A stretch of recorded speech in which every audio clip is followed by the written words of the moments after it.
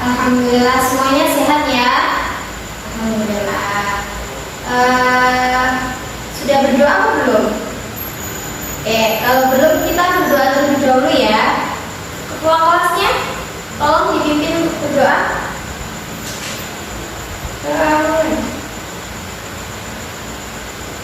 Amin. Sebelumnya ibu absen dulu ya. Siapa yang tidak hadir hari ini?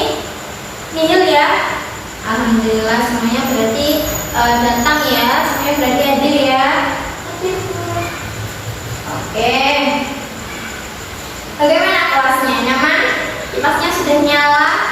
Duduknya dirapikan dulu. Tempat duduknya dirapikan dulu.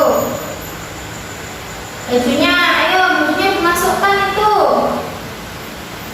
Ya harus rapi. Kita mau belajar. Jadi kalau mau belajar kita harus dengan posisi yang nyaman ya. Sudah? Ya, oke. Sebelum kita memulai pembelajaran atau sebelum kita masuk kepada materi, Ibu mau bertanya pada teman-teman semua yang ada di sini. Teman-teman semua yang ada di sini tuh ngapain? Niatnya apa niatnya? Sekarang ini mau ngapain? Iya, sekolah. Niatnya? Iya, niatnya menuntut ilmu. Orang kalau menuntut ilmu pasti punya? Iya, pasti punya cita-cita, punya tujuan. Ibu ada sedikit cerita. Ada sedikit cerita kisah nyata. Ada yang mau dengar? Mau dengar semua ya? Iya. Ceritanya ini diambil dari kisah nyata. Kisah nyata remaja. Ini ceritanya yaitu kisah hidup remaja dari umur 17 sampai sekarang. Jadi ada seorang remaja berumur 17 tahun. Dia ini seorang artis, penyanyi dan penari. Nah, pas waktu umur 17 tahun ini, orang anak ini tuh bukan artis yang sangat terkenal gitu. Jadi ya orang tuh ya hanya sekedar tahu, oh ini si A gitu. Hanya sekedar tahu. Lagu-lagunya juga belum terlalu banyak didengar oleh orang-orang. Nah, karena dia artis, berarti kan kerjanya ya di dunia perartisan ya, di dunia entertainment istilahnya, syuting kayak gitu. Nah, waktu bekerja dia itu bekerja bersama dengan orang-orang yang lebih tua umurnya dari si anak remaja 17 tahun ini, umurnya lebih tua di atas dia. Nah, singkat cerita si remaja ini sedang memperhatikan orang-orang di sekitarnya, orang-orang yang lebih tua tadi berbicara. Jadi orang-orang yang lebih tua itu sedang ngobrol, kumpul, kayak ada membuat kelompok gitu, ngobrolin sesuatu yang sangat serius. Tapi remaja 17 ini tidak diajak ngobrol. Nah, remaja 17 tahun ini adalah memiliki kepribadian yang sangat baik dan sopan. Peduli kepada sesamanya itu sangat tinggi. Jadi pas orang-orang di sekitarnya itu sedang ngobrolin sesuatu yang serius, dia itu diam-diam pergi untuk membeli beberapa kotak makan dan minum yang kemudian akan diberikan kepada orang-orang di sekitarnya. Nah, karena orang-orang ini tadi ngobrolin sesuatu yang serius, jadi si remaja ini mencari waktu, menentukan waktu yang pas untuk memberikan makanan dan minuman tersebut. Itu karena dia memiliki kepribadian yang sangat sopan dan sambil dia tidak ingin memotong pembicaraan orang lain. Seperti itu.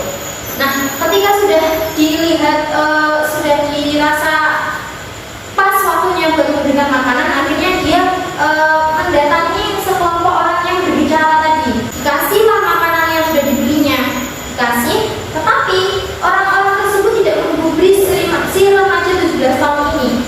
Kemudian si remaja 17 tahun ini itu tidak putus asa. Dia tetap gigih untuk memberikan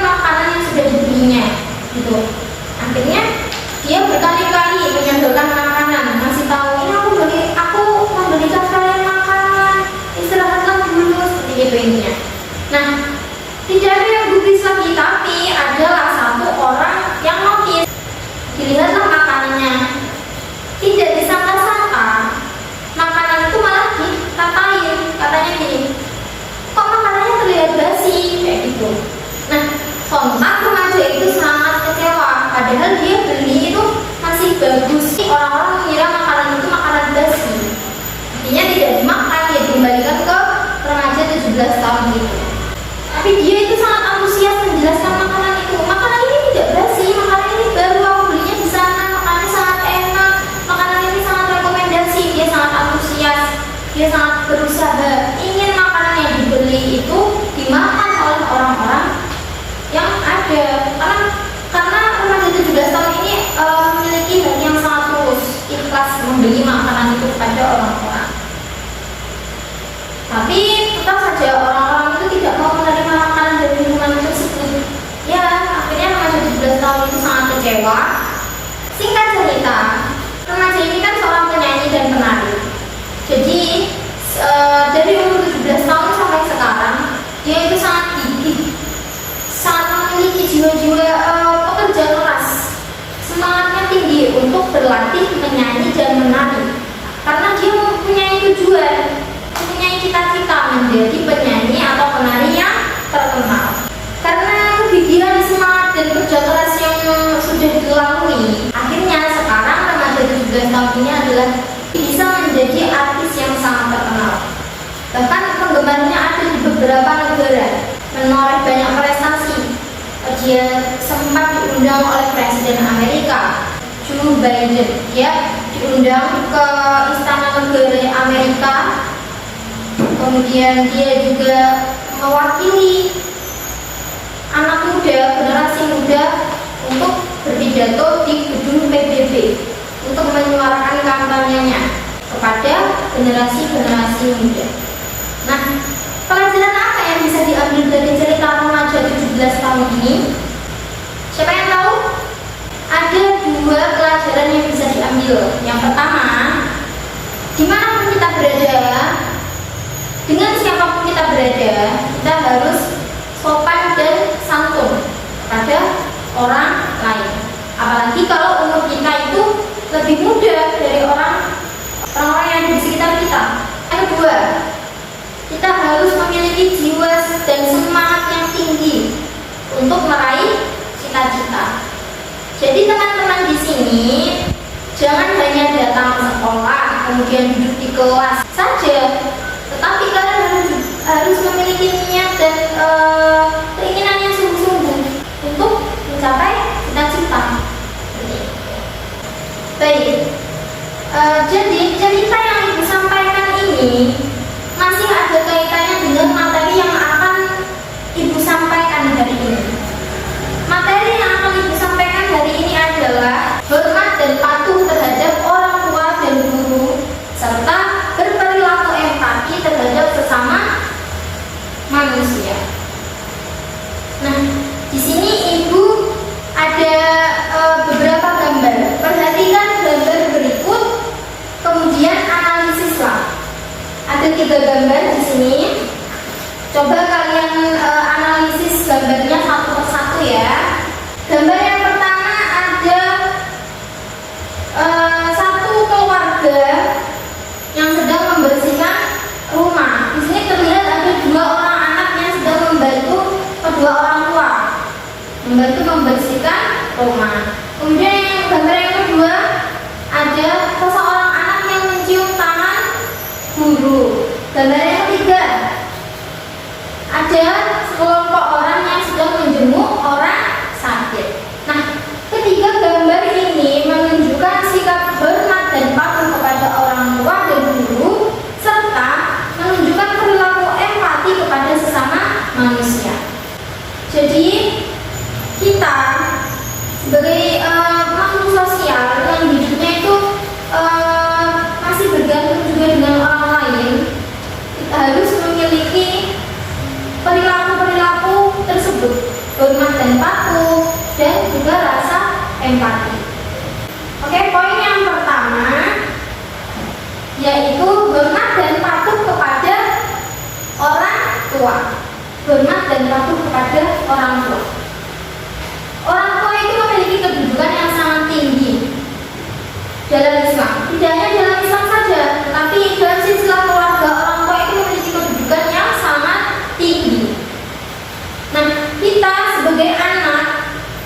sebagai anak kita harus patuh dan hormat kepada orang tua. Kalau orang tua sedang menyapu atau memasak, ya kita harus membantu meringankan beban orang tua. Pengorbanan kasih sayang yang sudah diberikan orang tua kepada kita itu tidak bisa dibayar dengan uang.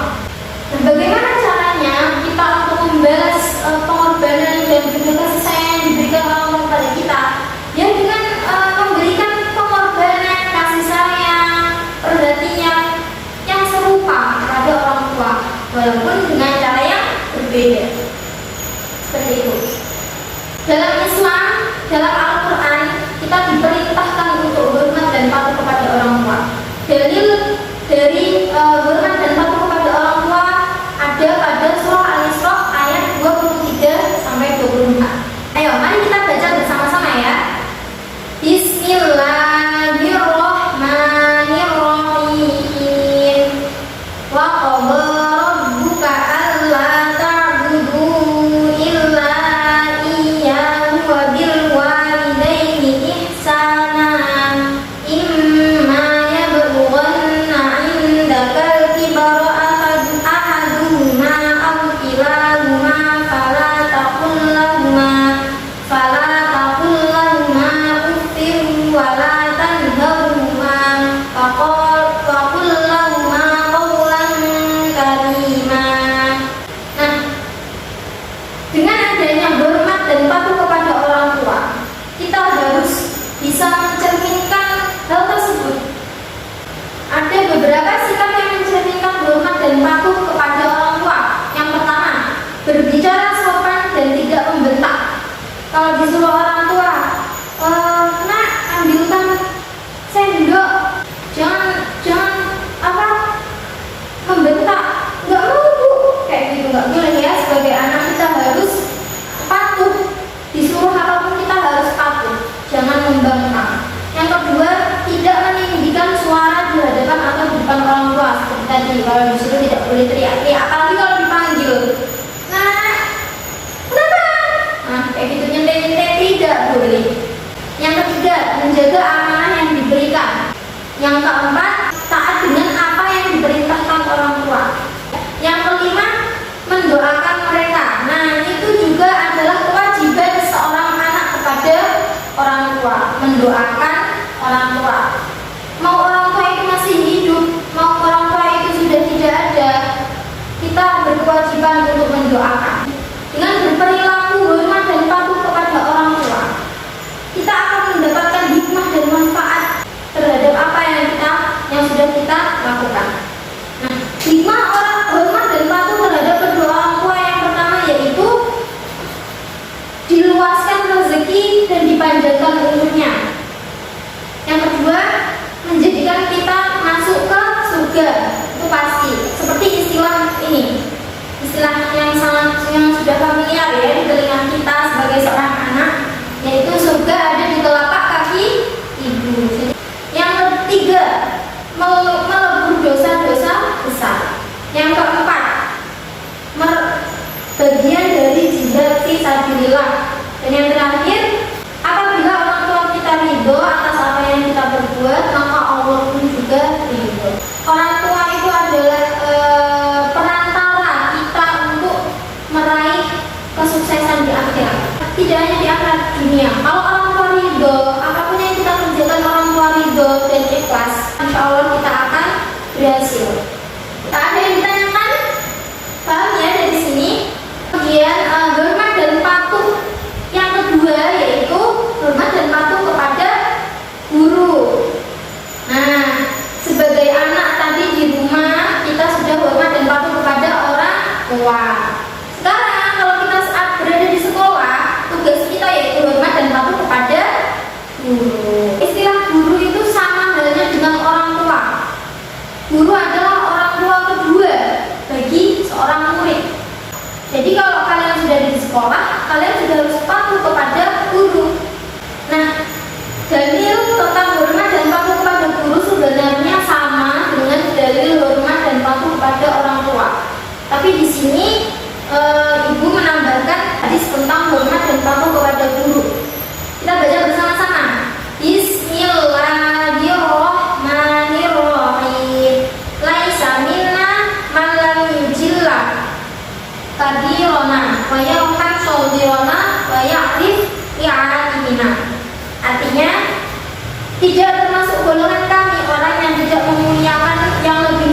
dan menyayangi yang lebih muda, serta yang tidak mengerti hak orang yang berilmu agar diutamakan pandangannya. Hadis riwayat Ahmad.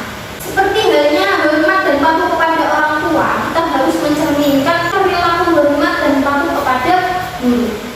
Etika yang harus kita perhatikan untuk hormat dan patuh kepada guru ada 4. Yang pertama, apabila menghadap guru atau kebetulan berjumpa dengannya, berilah salam terlebih dahulu kepadanya. Nah, kalau kita di jalan nih, tiba-tiba ketemu sama guru, mau gimana aja? Mau di luar sekolah, di pasar, di luar sekolah, maksudnya kayak di halaman, kayak gitu ya. Di halaman, di sekolah, papasan, di jalan, naik motor. Nah, itu kita harus menyapa terlebih dahulu.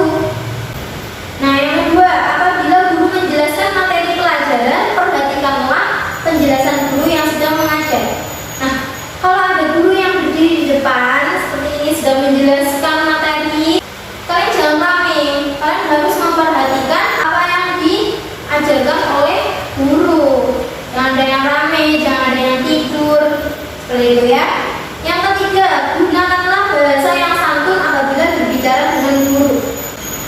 Yang keempat, menolong guru ketika melihat guru sedang kerepotan atau kesusahan. Nah, biasanya kalau gurunya itu mau masuk ke kelas, bawa laptop atau bawa barang-barang untuk mengajar, kita harus peka, membantu membawakan barang-barang. Nah, dengan melakukan atau mencerminkan etika, sikap hormat dan patuh kepada guru, kita akan memetik hikmah dan manfaatnya. Hikmah atau manfaat hormat dan patuh kepada guru yang pertama yaitu ilmu yang diperoleh akan menjadi berkah dalam kehidupan kita. Yang kedua, akan lebih mudah menerima pelajaran yang disampaikan. Yang ketiga, ilmu yang diperoleh dari guru akan menjadi manfaat bagi orang lain. Yang keempat, akan selalu didoakan oleh guru. Dan yang terakhir, akan membawa berkah, memudahkan urusan, dianugerahi nikmat yang lebih dari Allah. Guru itu akan selalu mendoakan murid-muridnya. Sama halnya dengan orang tua, karena guru posisinya itu adalah orang tua kalau di sekolah. Jadi kalau guru itu ridho, urusan kalian dimudahkan. Dari sini ada yang ditanyakan dari hormat dan patuh kepada orang tua dan guru. Ya, tidak ada ya. Kita lanjut ke materi selanjutnya, yaitu tentang empati terhadap sesama manusia. Pengertian empati. Empati menurut pandangan sosial adalah perwujudan kasih sayang sesama manusia. Dapat dibayangkan seandainya di dunia ini tidak ada rasa empati, tidak akan ada persahabatan, kekerabatan, kasih sayang, dan keadilan. Kita akan tumbuh menjadi orang yang kaku, intoleran, bahkan bengis. Maksudnya kalau kita tidak memiliki perasaan empati, kita juga tidak akan memiliki rasa kepedulian terhadap sesama. Dalam Al-Quran juga sudah dijelaskan tentang perilaku empati terhadap sesama manusia. Kita baca bersama-sama ya. Bismillahirrahmanirrahim. Wa ta'awanu 'alal birri wat taqwa wa la ta'awanu 'alal itsmi wal 'udwan wattaqullaha innallaha syadidul 'iqab. Artinya, dan tolong menolonglah kamu dalam mengerjakan kebajikan dan takwa, dan jangan tolong menolong dalam berbuat dosa dan pelanggaran, dan bertawakallah kamu kepada Allah, sesungguhnya Allah amat berat siksanya. Quran Surah Al-Maidah ayat 2. Sudah jelas di sini Allah memerintahkan kita untuk memiliki perilaku empati terhadap sesama. Karena seperti yang sudah dijelaskan tadi di awal, kita sebagai makhluk sosial akan selalu membutuhkan atau selalu bergantung kepada orang lain. Ada beberapa contoh sikap empati terhadap sesama. Nah, contoh-contoh ini bisa kita terapkan di kehidupan sehari-hari. Nah, yang terakhir yaitu mampu memahami situasi tertentu. Dari keenam contoh, kecuali mampu memahami situasi ini. Nah, dari keenam contoh tersebut, kita harus memahami situasi yang sedang dialami oleh orang-orang di sekitar kita.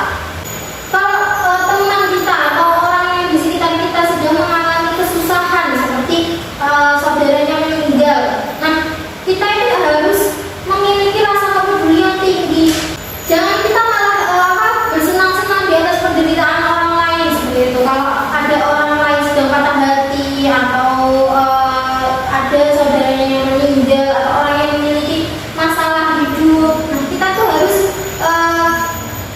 memotivasi.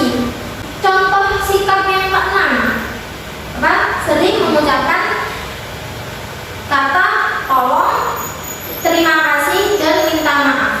Kata-kata ini adalah terlihat sepele, tetapi kebanyakan orang itu susah untuk menyampaikan atau mengatakan kata-kata tersebut.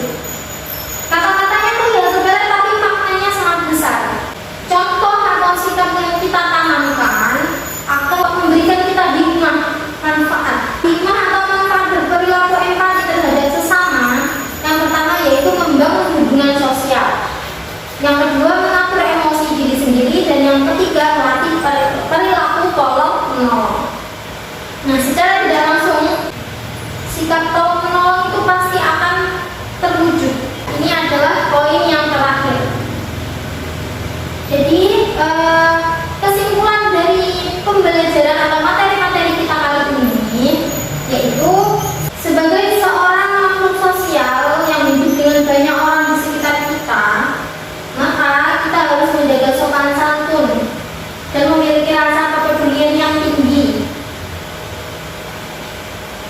Apapun yang kita tanam sejak dini akan kita petik hasilnya. Kalau kita menanamkan sesuatu yang baik, pasti kita akan memetik hal yang baik juga. Jadi teman-teman, mulai sekarang tanamkan perilaku hormat dan patuh kepada orang tua, hormat dan patuh kepada guru, dan juga rasa empati kepada sesama manusia, rasa empati kepada teman sebangku. Hal yang kecil itu ya. Dari sini ada yang ditanyakan? Oke, tidak ada ya. Alhamdulillah, berarti paham semua ya. Kalau tidak ada yang bertanya, ibu akan tanya. Ibu akan tanya ke Mali yang paling belakang. Tadi ibu lihat tidak fokus mendengarkan materi yang disampaikan. Ibu bertanya kepada Mali. Mali, tolong sebutkan hikmah hormat dan patuh kepada orang tua. Oke, iya, nggak apa-apa walaupun baca, tapi benar ya. Oke, kalau sudah terakhir ibu akan memberikan tugas PR ya, nanti dikerjakan di rumah. Soal-soal yang ada di buku aja ya, soal-soal di buku dikerjakan terkait materi hormat dan patuh kepada orang tua, hormat dan patuh kepada guru, dan juga empati terhadap sesama. Dikerjakan di rumah dan dikumpulkan di